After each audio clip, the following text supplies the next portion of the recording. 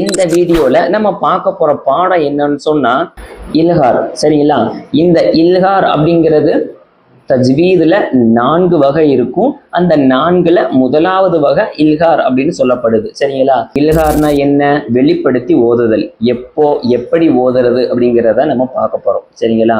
வாங்க கிளாஸ்க்குள்ள போலாம்.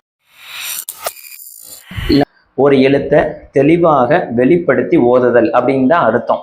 சரி, இப்போ இதனுடைய எழுத்துக்கள் என்ன அப்படின்னு கேட்டா இந்த 6 எழுத்துக்கள் தான். ஹம்சா, ஹா, ஹா, ஹா, ஐன், கைன். இப்போ நீங்க முதல் வேலையா நீங்க என்ன செய்றீங்கன்னு சொன்னா இந்த 6 எழுத்துக்களையும் நல்லா தெளிவா பைஹார்ட் பண்ணிக்கணும். சரிங்களா?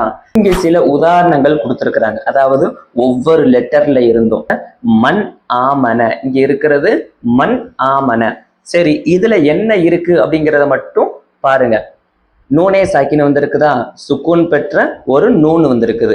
அப்போ இந்த சுக்குன் பெற்ற ஒரு நூன் வந்ததுனால அதற்கு அடுத்த எழுத்து என்ன இருக்குன்னு பாக்குறோம். அடுத்த எழுத்து ஹம்சா வந்திருக்குது.